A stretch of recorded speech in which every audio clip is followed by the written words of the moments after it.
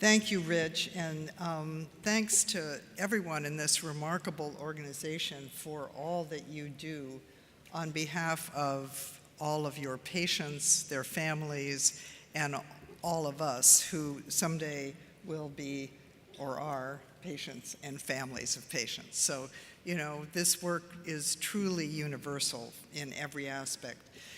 It really is my honor, Rich, to have this opportunity to talk with you today in this context and to be part of this important tradition. I wanted to start by sort of reminding us that we understand a lot about where we are by where we came from, and I'm going to just spend a few minutes kind of looking at the history of what we think of as the quality movement. But I want to do that by just reminding all of you that Secretary Burwell just a month ago announced this very dramatic intention to accelerate the adoption of value-based purchasing in the government programs. And I had the honor to be in the room when she made that announcement. And she looked over at me and said, that means we have to be able to define value. And that's, of course, what quality measurement is all about. And as you know, well, as well as anyone, the journey towards the best and most meaningful quality measurement is like the journey towards the best and safest healthcare. That is to say, it's an ongoing journey. So here's, and you know, apologies, because this is a large room with a lot of people, and I'll just tell you what sort of are the high points here. But I was inspired to think about this because I came to National Quality Forum just about 2 years ago now, and we have just celebrated our 15th year. So it's a very young, new organization. And it's instructive to think about why it came about. Some of you will recall, in the early 1990s, there was an attempt at healthcare reform that failed, and then there was this kind of idea, well, we're going to turn this over to the marketplace, and the marketplace will get better information to consumers, and then we will drive better quality and lower costs through market forces. And the first step in that really was NCQA with the published and transparent HEDIS measures for health plans. Hard to remember now, but it was very controversial at the time and not sure that all the health plans would actually participate. But what happens is once a few do and it becomes publicly available, then everybody wants to be part of that and everybody wants to rise up in those charts. And then at the end of the 90s, there was a commission called the President's Commission on Consumer Protection and Quality in the Healthcare Industry, chaired by the Secretary of Labor, Secretary of HHS at the time, Alexis Herman and Donna Shalala. Interestingly, Kathleen Sebelius was a member of that commission. She was the insurance commissioner of Kansas at the time. She hadn't even become governor yet. So it makes you realize kind of how compressed some of these time periods are. Anyway, that commission recommended that there needed to be a private sector organization that had all the stakeholders around the healthcare, government and private sector stakeholders, with a majority of consumers and purchasers at the table who would decide the goals for quality for the nation and the measures that would be used, so that everybody would use the same measures and you could have meaningful apples-to-apples comparisons, and then it would be a perfect world and consumers would get all the information that they needed. So that was the idea. Within, as often doesn't happen with these kind of presidential commissions, within 1 year there actually was such an organization, the National Quality Forum. And I had been involved actually in the group that helped to kind of come together and design it. So it was a fascinating experiment in a private sector solution to the issue of standards in measurement, which is something that actually happens in every sector of our economy, in every aspect of science and technology. Well, right around exactly that same time, the Institute of Medicine published To Crossing the Quality Chasm and To Err is Human, and the journey for many of us really accelerated at that point. But the interesting thing there, and you can't really see it on the timeline, in 1998, Google launched. When all of this was going on, nobody had any idea about internet-based consumer information. There was kind of an idea, it happened in magazines like US News and World Report and Consumer Reports. The other thing is that nobody thought this was going to be applied to payment. In those early days, we thought it was all about consumers making better choices and about public reporting. And the whole idea of pay for performance was really not part of the conversation at that time. In 2004, during the Bush administration, CMS announced the first pay for performance program. That too was hugely controversial. The physician societies in particular sort of pushed back, but CMS kind of got their toe in the water and started moving forward with these value-based purchasing programs. And then right around that same time, social media really began to take off. With Facebook and Twitter happened around that same time. So by 2010, when the Affordable Care Act was passed, we were awash in this idea that measurement, everything should be measured, everything should be transparent, and in fact, where 10 years earlier there had been not enough measures, now there were too many measures. So if we look now at 2011, the implementation of the Affordable Care Act, the Act creates an organization called MAP, the Measures Application Partnership, which is also now managed by the National Quality Forum. And the goal here is to select, of all of the myriad measures that are out there that are endorsed, which ones should be used for 22 different public programs for pay for performance. There are now 22 different Medicare programs that use measures. And that, of course, doesn't count all the private sector programs. I'm going to say a little bit more about that in a moment.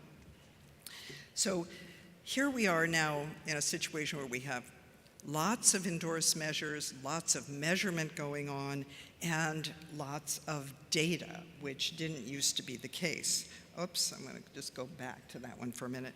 And so as we talk about what the issues are in front of us now and where we're going over the next 5 years, I invite you to think with me about how to populate this second part of this slide from 2015 to 2020. I've put some things in there that NQF is working on, where I think, from my experience, the puck might be going, as they say, but I think it'll be a changing world. If we look at the changes that have happened over the last 5 years, there's probably some black swans in there that none of us could know about, and it'll be very interesting time.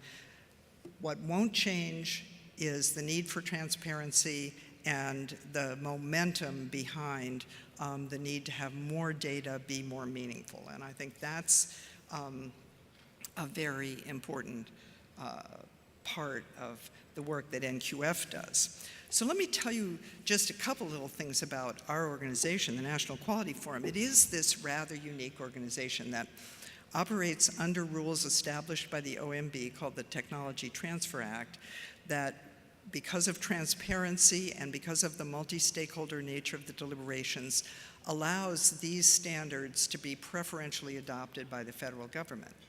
That, of course, is only part of our healthcare system. We have a vibrant private sector, private payers, states involved in this level. So more and more, there's a need for a coming together and an alignment around the measures that are used.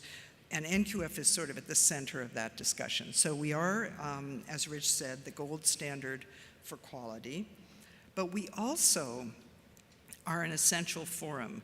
We actually have more than 420 members who are organizations of NQF, and it's from every sector in healthcare, small consumer advocacy organizations, huge global companies, big IT firms like Epic, and many, many healthcare delivery systems, some of which are represented in this room.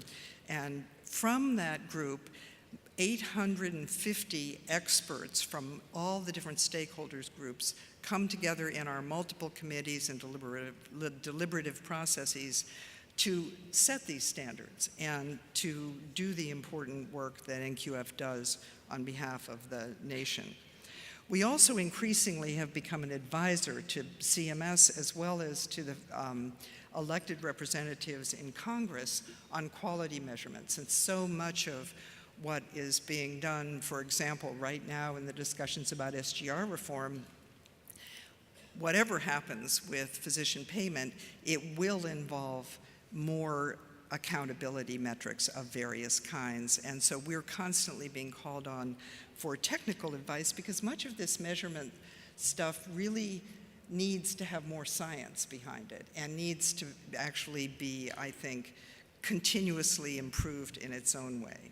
So we're able to be that table where we can convene public and private sector leaders to both make some of those important decisions on behalf of the entire healthcare enterprise, but also to come together to accelerate specific aspects of quality at a national level, which is kind of the roll-up of what you do at the regional and local level, which is really the front line of healthcare. So I see this in the reports that I get at the national level, and Congress is always asking us, well, so where's the progress been? And they want to see progress at a national level. And, you know, in some ways that's actually harder to see than it is when you look at individual regions, individual delivery systems. But nonetheless, there have been some very dramatic gains, and I'm just going to use three examples. One is inpatient patient safety. Central line infections declining 46% in the last 5 years, with dramatic savings of both lives and money. And this has recently been published by CMS, and there are many, many other aspects of the patient safety advances. But another one that is equally, I think, in some ways even more impressive because so dramatic, is that just in the last 2.5 years, a 73% reduction in early elective deliveries and this was something NQF was able to help facilitate by getting together our member organizations, the advocacy organizations, March of Dimes and Childbirth Connection, with the American College of OBGYN, the American Hospital Association took real leadership in this, and the Joint Commission, which has the sharp end of a stick, the accreditation. With one measure that they all agreed on, we were able to actually drive dramatic progress that dramatically reduces NICU days and dramatically saves money and makes healthier babies, which of course is the main goal. And then more recently looking at readmissions, and we have story to tell you there because of course that's a kind of a new effort in this country, and we know that there are a lot of preventable readmissions, and NQF is now engaged in an important discussion about how the measure of readmissions can be refined and improved to be able to avoid unintended consequences, and we're tracking some of that I'll tell you about in just a minute. But I want to also recognize and celebrate the importance of the actual delivery systems that you help to make possible. And so I just put a few here that had been Eisenberg Award winners or involved in NQF in different ways. And I didn't know I was going to be sitting next to Chuck Stokes at lunch. And so Memorial Hermann is not on this list, Chuck, but Memorial Hermann was one of the inspiring Eisenberg Award winners just as I was actually starting in NQF 2 years ago.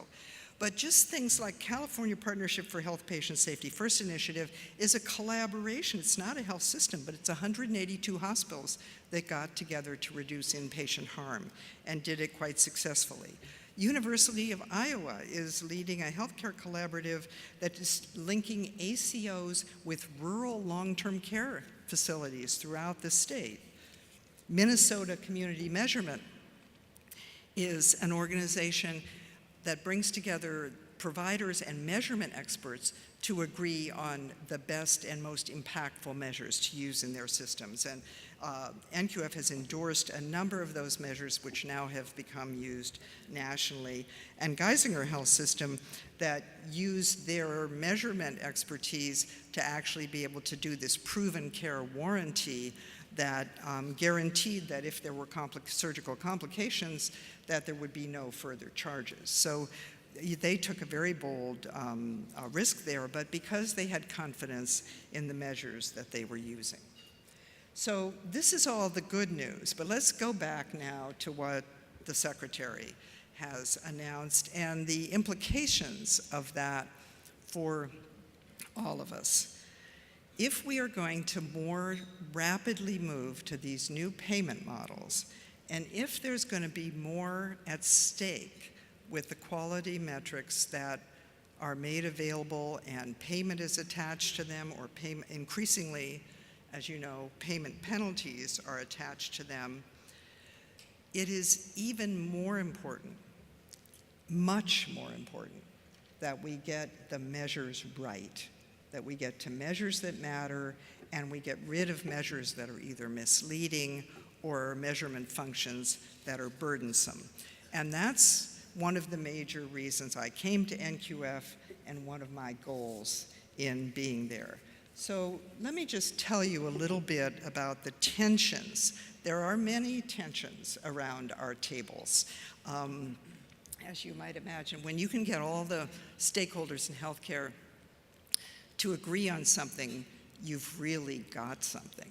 But it's real work to get that, and it doesn't always come out in such an attractive fashion.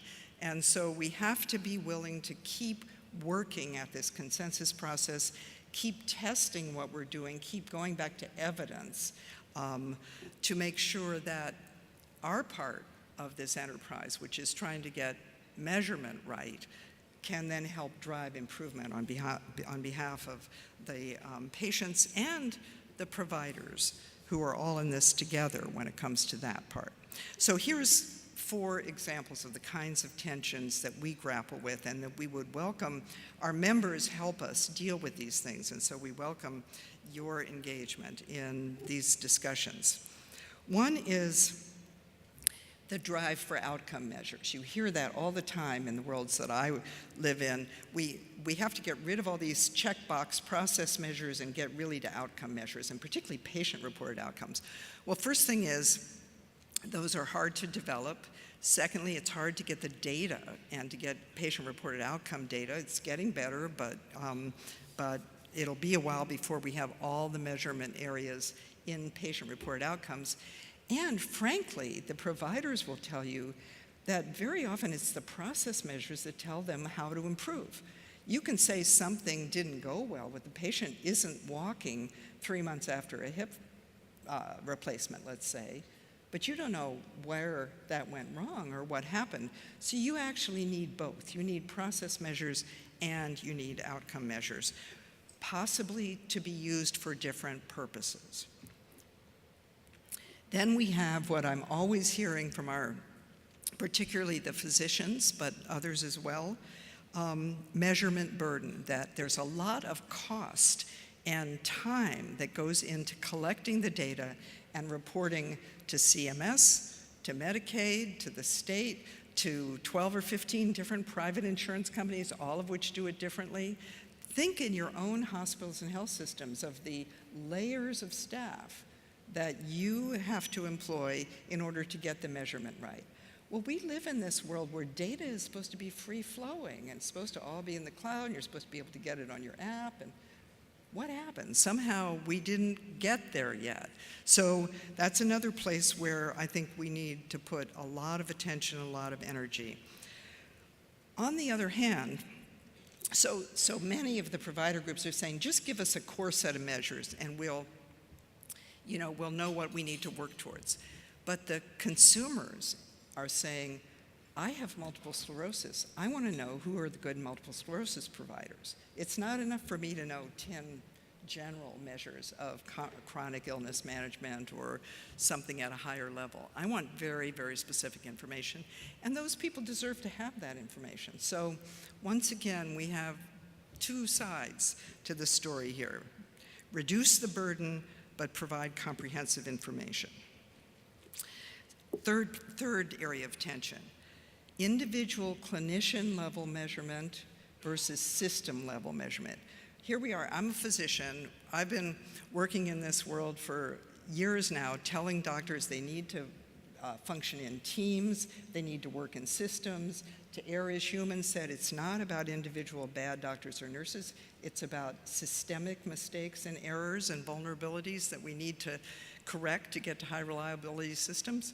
Well, so who are we measuring? We're measuring individual doctors. And part of that is an artifact of how we pay, for at least how Medicare pays in most of its programs. So the payment has to be attached to an individual clinician. But what is the real fingerprint of the clinician on that measure? How much attribution can you apply to that clinician or even that hospital, let's say, in a larger system to a particular outcome? That's a measurement science question. That's a question that we need to be addressing. And last, this issue of the limited set of core measures that I mentioned, and then the metrics that are needed, not just because the consumers need them, but because the providers need them. The neurosurgeons don't want to be measured by flu shots, and yet there just aren't that many really good measures for neurosurgery yet. So again, we need fewer measures, and we need more. So what do we need? We need measures that matter, the right measures. So here's some of the tasks, as I think of them, in front of not just the National Quality Forum as an organization, but in front of all of us as part of a shared enterprise. To align measures as much as possible among all the different payers so that everybody is using similar measures, and you, the providers, have to only report it once, or push a button on your computer and it goes to this entity or that entity with the adjustment made for what they need to hear, rather than collecting different information. Second, identify measures that are really actionable and meaningful and lead to health outcomes. Do the research to find out which measures actually help you improve. You know that you're improving, but which are the high leverage metrics that really matter the most. And finally, achieve greater consistency and rigor in consumer information. Some of you may have seen a very provocative article in Health Affairs just last week from Peter Pronovost, the group at Hopkins, and Ashish Jha and others, about the disparity among hospital ratings and rankings that Consumer Reports, US News and World Report, Leapfrog, and Health Grades were compared. And it turned out there was absolutely no correlation between what were the top 10 and the bottom 10 hospitals on any of those rankings. So what Pronovost says is that every hospital in the country is #1 and has a billboard saying they're #1, and they're #1 on some ranking. And so no wonder consumers tend to, ignore all this information. It's not really meaningful to them. And the question is, what can all of us do together to make that information more meaningful, to unpack the black box of some of those measurement organizations and how they do their work, to make the science of the measurement that's behind it more reliable, more credible to you, as well as more meaningful to the public. Some ways that we have of doing that include leveraging new technology and big data. And NQF is going to be embarking on some efforts to try to leapfrog over this measure by measure world and get more quickly to developing and testing measures that really matter, working with measure developers and academic experts.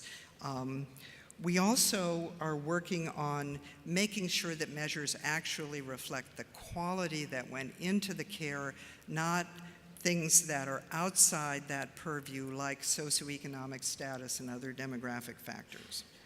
We're working on a project to look at this question of attribution, how to attribute results to specific providers. And as we become more and more systems of care, I think this may either become more important internally for you, but perhaps less important as we begin to hopefully publish results in terms of systems. And then, at the end of the day, engage consumers more, because the goal at the very beginning of this whole process was more and better information to consumers. And if you look at the literature about consumer engagement in quality and whether consumers actually check the report cards or really pay attention to this, consumers get most of their information from Yelp and Angie's List. We know this. So we have a ways to go in creating information that's truly meaningful to them. Just a couple, and so these are science questions that I've mentioned. I want to, for those of you who are interested in the socio-demographic risk factor adjustment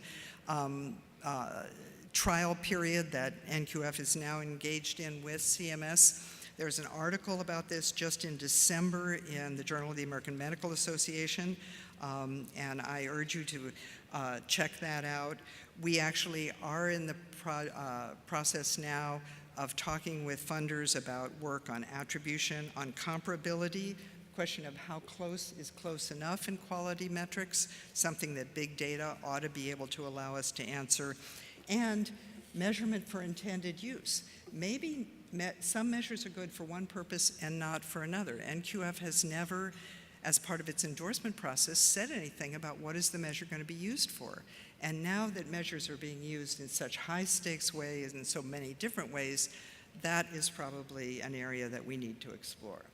So in conclusion, let me just show you this, which is a schematic that came from actually the President's Council of Advisors on Science and Technology report that I co-chaired that was released about 6 months ago on systems engineering in healthcare quality improvement.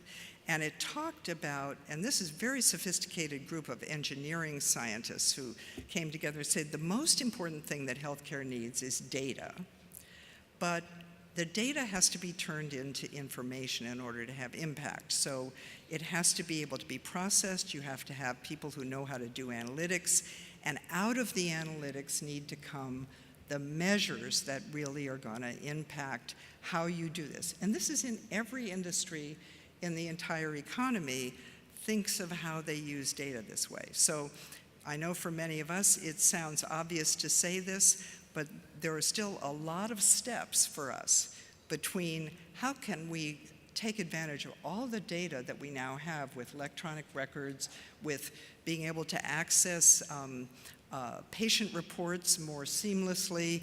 There ought to be apps on your phone so you could really follow up with your patients. Many of you are hearing about the beginning of those developing. But then we do have to have some way to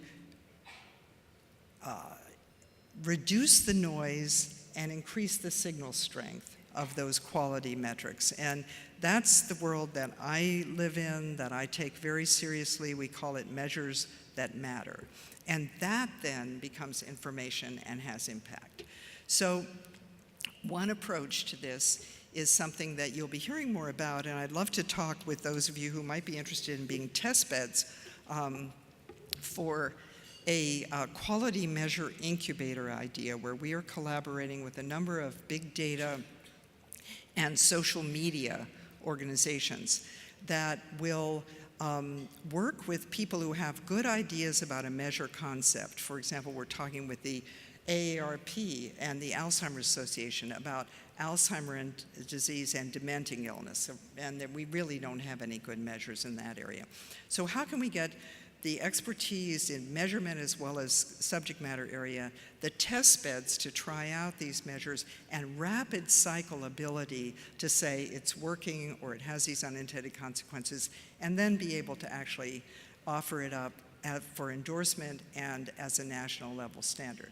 So there are many, many measures you can think about where we actually, it would be wonderful if we could say we could just measure care coordination in some meaningful way, in some way that frankly is not so blunt as just readmissions. Well, we're going to try this experiment, and so I look forward to perhaps reporting back to you at some future time about participation in this experiment, because I think we are at a place now going forward over the next 5 years where we have new science, we have new access to different kinds of data and analytics, and we need to be able to make that accelerate.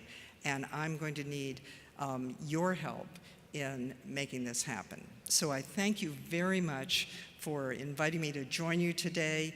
I personally thank you for your service to our country and for everything you do on behalf of making healthcare better and safer for our patients. Thank you very much.